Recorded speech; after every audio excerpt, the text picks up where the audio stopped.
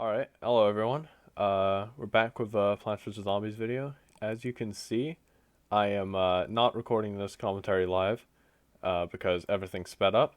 The reason I did that is twofold. One, I was able to multitask and just record gameplay without having to talk over it. I was able to do other things. Um, but also, I recorded way too much footage to put into one video, and I didn't want to make too many videos of me just replaying secret levels, because as you can see, S-6 I played a ton of, and I didn't actually beat it. I'll just tell you right now, this is one of the ones that I don't beat. I tried quite a few times. I don't think I even put all of my attempts in there. I put most of them in here, but I didn't put all of them. There were probably like 3 or 4 I didn't include. But yeah, this was before I looked for advice on how to beat this level and stuff. Um, I'd got some nice comments telling me how, what some ways were, and they all said repeater, tier 1, and torchwood. So I had tiered my repeater up to tier 2, and it's been doing very well for me. Um, but I didn't want to spend the money to bring it back over to tier 1, so instead I used the tier 2 pea shooter because it's very equivalent. It costs 25 more sun. You can also see I'm using my tier 2 repeater here. I was kind of experimenting at this point. I also tiered up my torchwood because that's free. I was just experimenting. I haven't done that quite yet, but I do in the future. So a problem is that torchwood was nerfed, sort of, is in it was changed so that you have to have 2 torchwoods to get the full damage boost that you normally would out of one before. Um, so yeah, it made this level a lot harder because this was one of the most popular strategies and easiest to use, and so it really screwed with me here. Um, I, I couldn't get it to work, and I do experiment with some other strategies. Eventually, I looked up ways to do it because at this point I didn't know Torchwood was nerfed. I'd assumed because it was much cheaper. I assumed they'd nerfed it a lot, but I didn't know how. I didn't know that you needed two to get the same effect that you would have before. Uh, and I only learned that after the fact, after every single one of these attempts. So that's pretty awkward.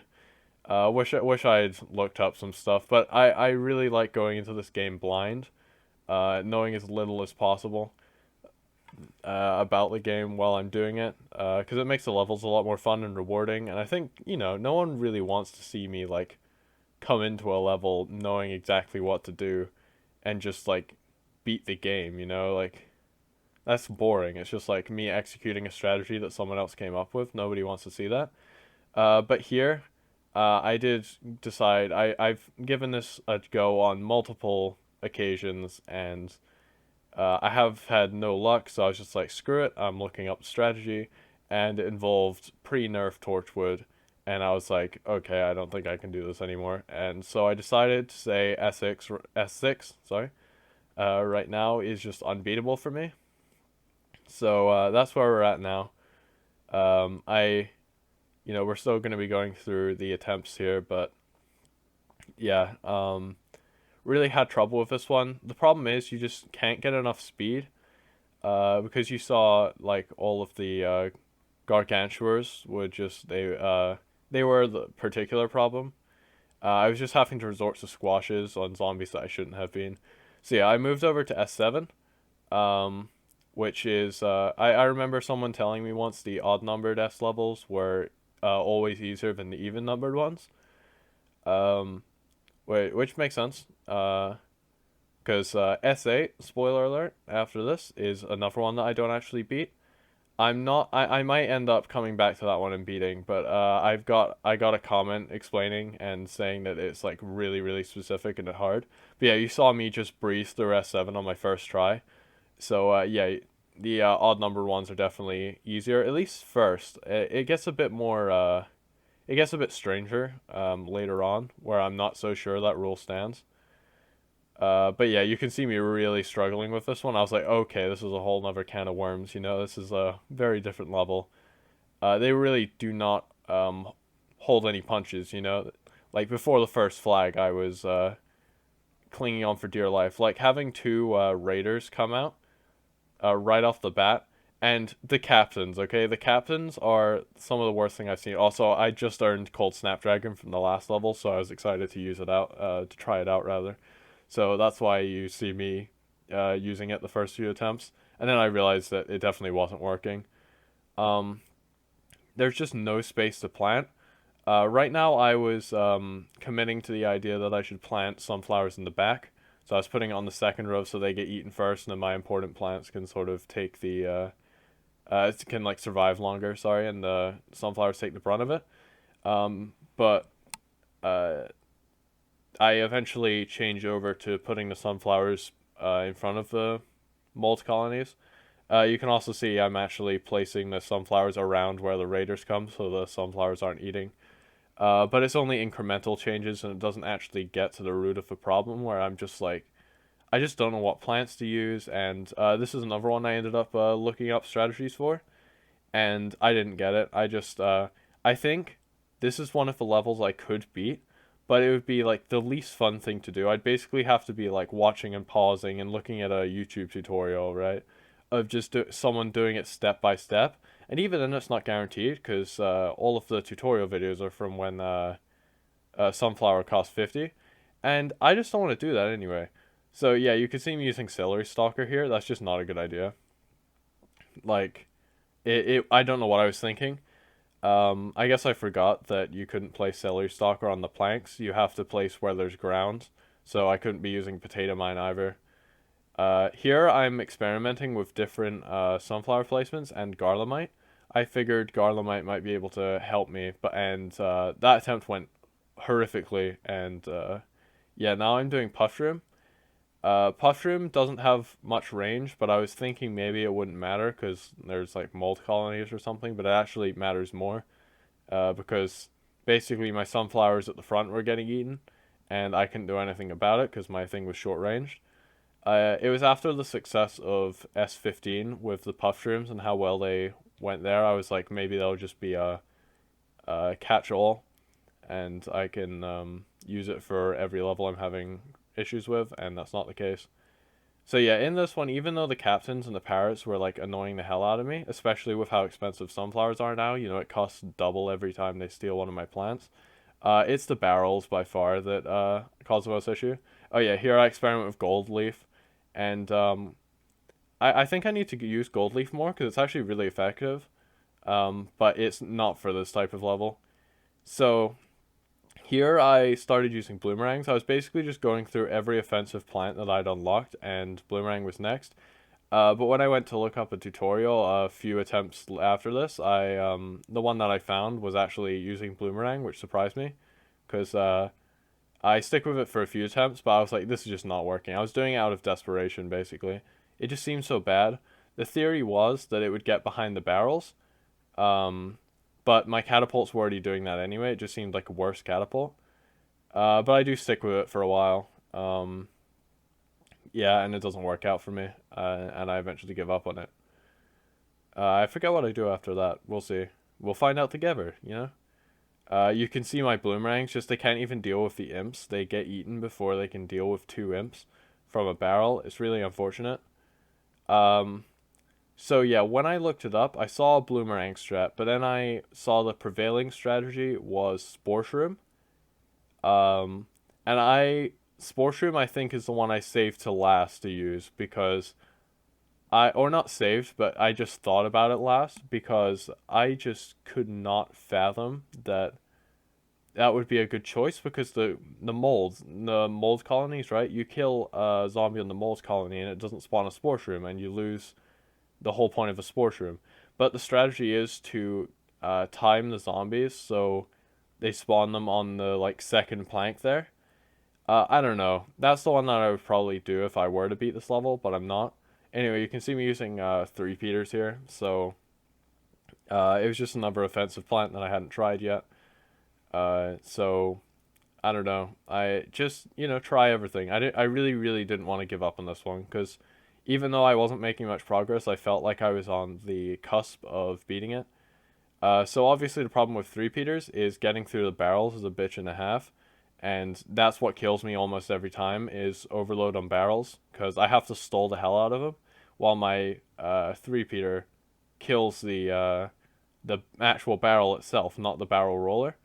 And I was using the whatever these guys are, the things that fling the thing forward. I want to call them rhubarb, but it's not rhubarb. It's like a branch of a tree, and I was using those to stall the barrels because they fling the barrel back, but not the roller, so the roller gets detached from the barrel. So anyway, this is when I'd actually seen a tutorial by this point, and I was like, really, spore shroom?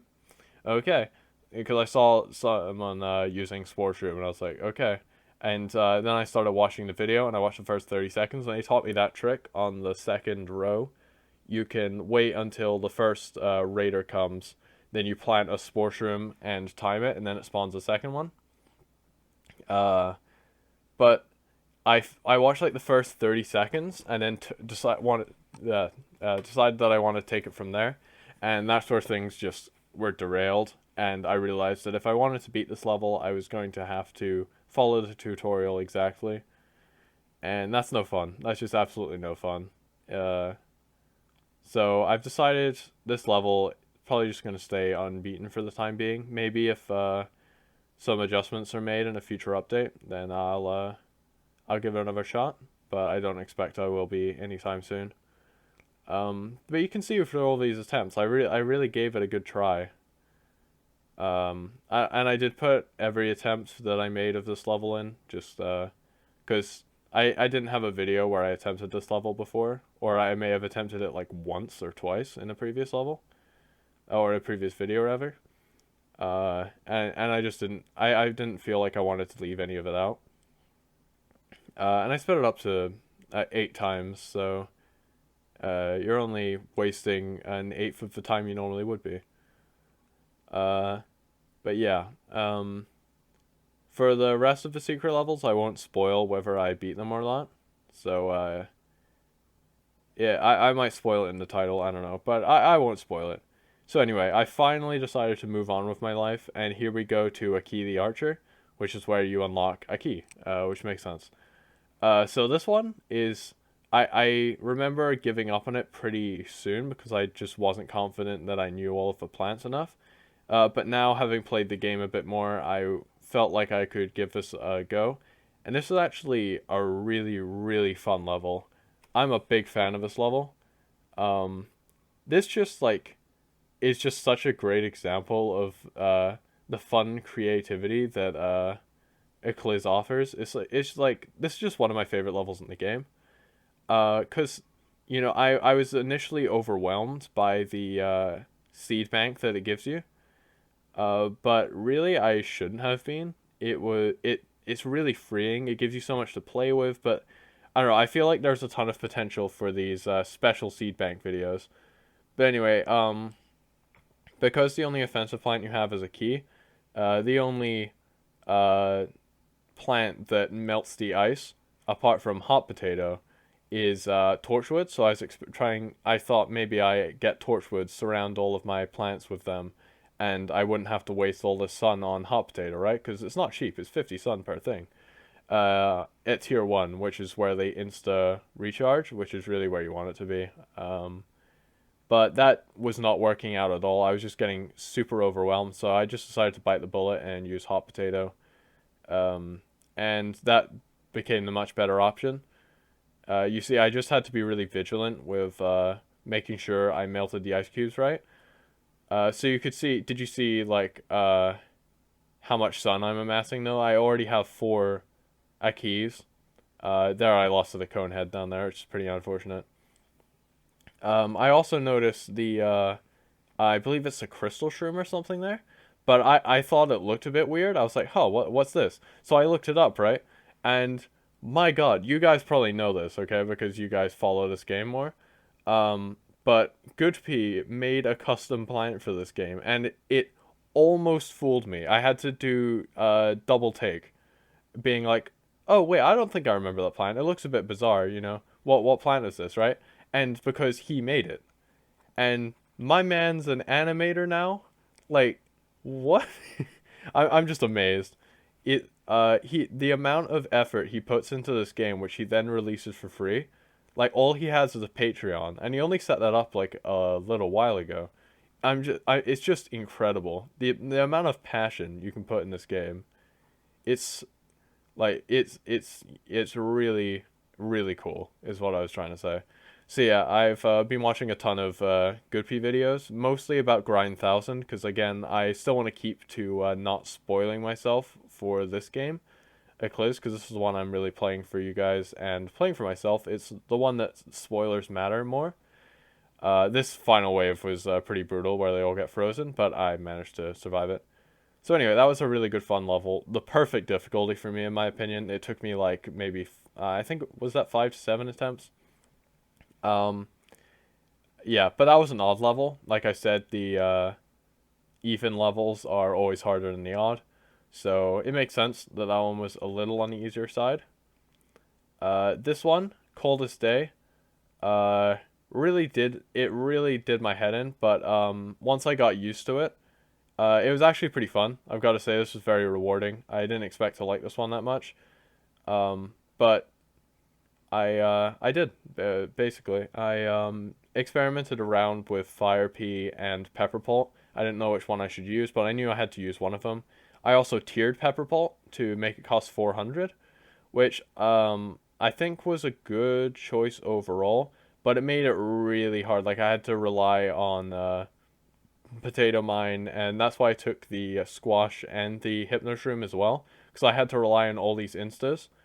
But the thing that was happening, something I didn't initially realize about this level when I tried it out, like briefly when I came to it, when I was playing through the Ice Age, was that um, the zombies also freeze along with your plants. And you think that might be a blessing where they like, they stop in their tracks and makes it a little easier for you, but it's not at all. The your instas, like you plant a squash on a zombie and then suddenly he's frozen and then your squash just doesn't activate anymore and it's a nightmare. It's an absolute nightmare. So I'd say that is probably my least favorite part about this level because it was just hard to predict when the zombies were gonna freeze. And it's not like you had the choice to not use instas. Um, but yeah, basically the strategy was just use potato mine really effectively, farm the hell out of sun enough so that you can get at least like 2 pepper pults per row ideally. And then when these ice blocks came, you really had to spam hot potato on them because otherwise they'd push your plants out. So you needed to save some money to be able to spam hot potato. But overall, my in my first like 3 or 4 attempts of this level, I was like, I'm never getting through this. This is another S8 situation, right? I'm just never gonna beat any even S levels. But as you can see, I actually got it, and I was surprised at how few attempts it took me. So pretty proud of that one. But anyway, we're into S11. So we have the whatever it's called, the zombie with the thing on its head, the like spittoon zombie, I think. But this is one that I was really scared of in the adventure when I came to it and noped out of almost immediately. Was the flippin' dancing guys all over the place, and this one was pretty fun. I think the concept was kind of annoying, but it wasn't unpredictable because they'd always move one row up or down. So um and like micromanaging isn't my thing. But it's not the worst thing in the world. So I'd say I like this level. Um yeah, the mine carts are just like a really cool concept. It was one of my favorite parts of Plants vs Zombies 2, so it's nice seeing it be used so effectively in Eclise. So as you can see, what I decided to do was try and use cauliflower, and the first time I played this level, I'd actually forgotten what the gimmick was. So when I took the potato mine and then saw they were all dancing, I was like, oh, potato mine's going to be useless because you set it up for the one zombie in the lane, but they just move around it, is the issue. But that actually wasn't the case. I actually just planted potato mines and they were really, really helpful. I don't remember if my winning attempt I used potato mines, but I do remember taking them out because I'm like, they're probably not helping me very much because you can't predict what zombie's going to land on them. And then I got absolutely annihilated. So you'll see that soon. So this is where I really started to get the hang of this level. I was using repeater and pea shooter to kill all the zombies, and then I decided, hey, what about three peater, right? That will be a lot easier to handle. It will kill multiple lanes at once. So I tiered up three peater, and that was definitely the decision. That was my one of the saddest deaths I've had in this game so far. I made it to the absolute final wave, and then I died to a single zombie who made it past my defenses just. Like, if I had been smarter with my squash usage there, if I had done like several different, like any of several different possible things, I would have actually beat that level in that attempt. But alas, this is the reality we live in. So yeah, this one I chose bananas instead of cauliflower, and yeah, you can see I screwed up shooting my banana there and died to another normal zombie. But let me just say, uh, yeah, I switched out of bananas, but bananas are so much better than cauliflower for this one. Sometimes it's the opposite, and cauliflower does really well. It depends if it's giving you a lot of like few strong zombies or just spamming normal zombies. And this one spams normal zombies more often than it gives you just a few strong ones. So banana was so much better to use. But here I decided to go with hurricane, which is pretty expensive. Not gonna lie, I was not prepared for how expensive it was, but I committed. I took that and the branch thingy, whatever it's called, I've completely forgotten. Um, and I used them instead. And that was a mistake. I wasted a lot of attempts doing that because it's just worse. The instas just they don't have anything on the reusable cherry bomb that is banana. Yeah, I not much more I can say about that. They uh they just weren't as good. They didn't cut it, but I got pretty close as you can see here. Dodgeballs. Um, nearly beat the level. Uh, so here's the final wave, and Hurricane gets it.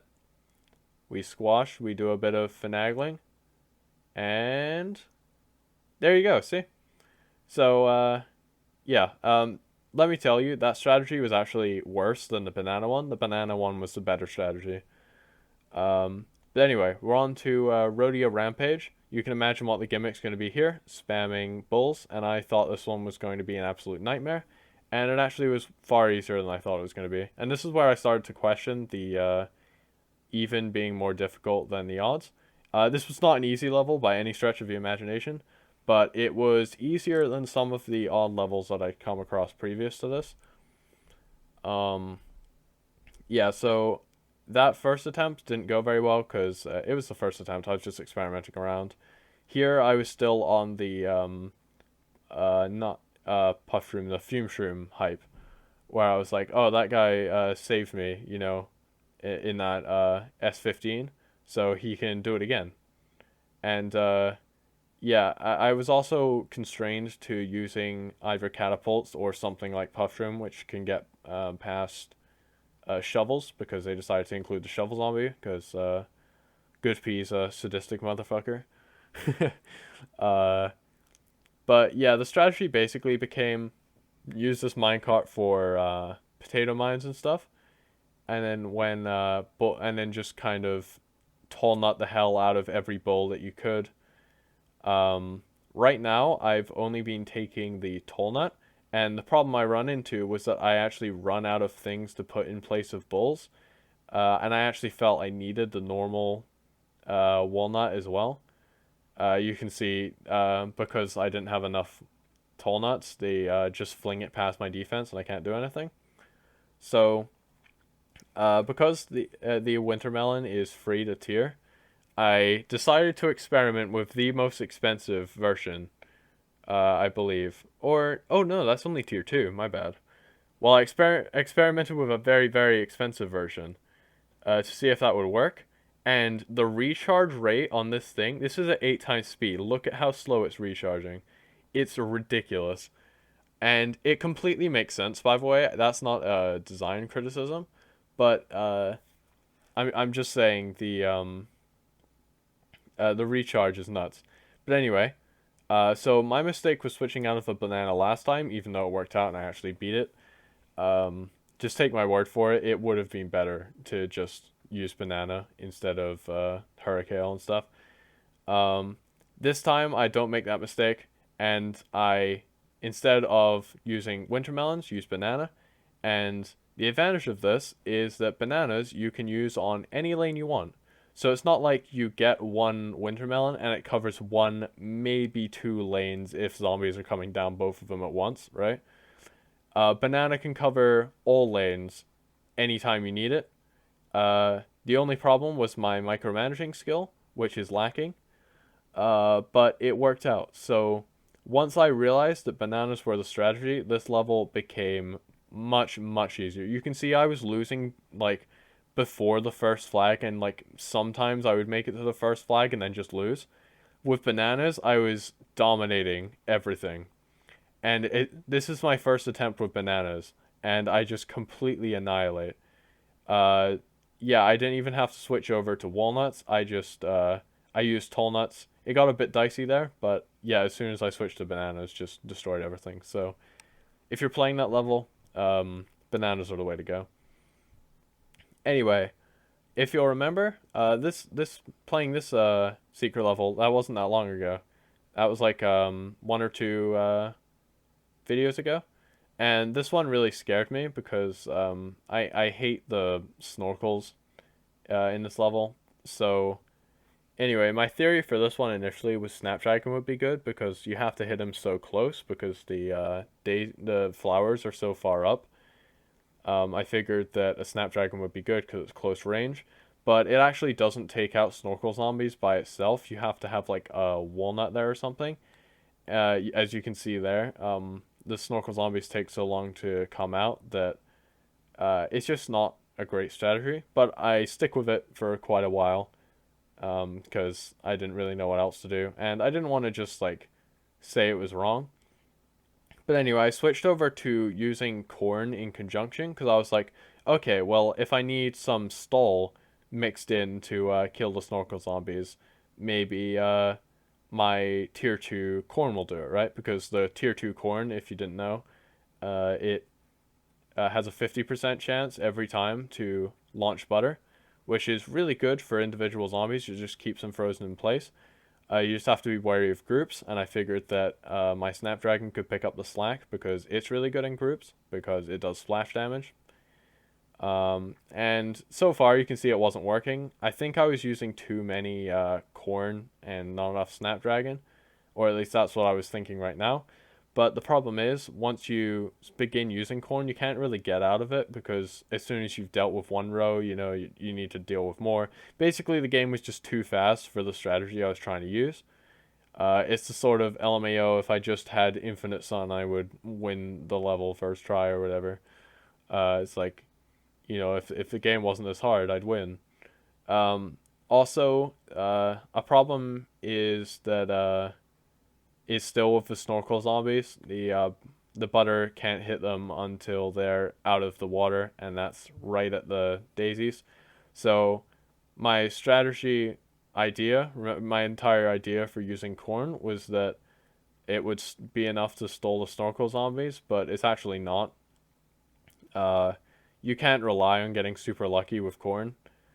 But anyway, this attempt I look to be doing a lot better. I actually get two Snapdragons up, which is the bare minimum. And I was like, okay, this isn't doing that badly. I got walnuts up. I was hoping to push back my walnut defense to into the water. But that just was not happening. I didn't have enough space. But anyway, first Gargantua shows up. And I was like shaking in my boots over these Gargantuars. But it turns out the Snapdragon thin out the crowds, and then once you've done that, the corn can just halt the Gargantuars. So yeah, basically tier 2 corn, man, it annihilates. But yeah, that's how we unlock mistletoe, which is a really cool plan. So this level, uh, I I kind of I remembered seeing Chomper in when I was playing PvZ2 because I used to play PvZ2. I remember finding it cool that Chompers could do DPS. Right? When there's not something they can eat whole, they will just chomp at it until it dies, right? And so I was like, oh yeah, chompers do that. That might be good for the squids to come out, right? And I was sort of right, but you saw in my first attempt, I absolutely screwed it up because I was putting like, I basically you have to lay the chompers out in a really specific way so that they can cover for the sunflowers. And even then, even now with this like good layout, you can see at the top there, that top row, the squid just annihilates me. So basically, the idea was, right off the bat, chompers to eat through the octopus and basically mean that every time they threw one, you didn't have to worry about them throwing more because they just throw it on the same thing that you just got rid of. And then if things start to become spooky, you have a banana so that you can bomb either the squids in the ocean or you can bomb the squids that have been chucked onto your plant. You can see there, I probably would have won this attempt, but if you missed that, I accidentally shoveled my banana. I planted a banana, and then I went to shovel something else, and I was like, oh wait, I need to use my banana. Brought my mouse over and murdered the banana, and I was just like, wow, I lose. I'm an idiot. So, the main issue, the thing that makes me doubt the strategy is actually that good, or the best strategy out there, it's definitely not the best strategy out there.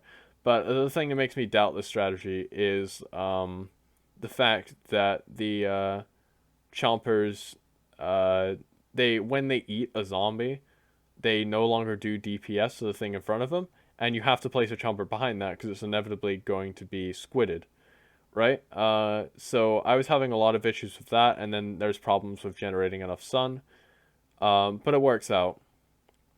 And actually, now that I think about it, I was giving myself a ton of credit for saying that the using a chomper strategy. I am 99% sure someone in my comments actually commented that. I need to go back and check the video. But anyway, that's the end. Um, if you missed, that actually brings us up to date. So that's everything I have for you. So yeah, the only secret levels that I've encountered so far that I haven't beaten are S-6 and S-8. I don't know if I'm ever going to beat them. Maybe in a future update if something changes with some of the critical plants. If you have any strategies that you still think will work in this latest update, then please tell me. But other than that, yeah, I guess I'll see you. Thanks for watching all of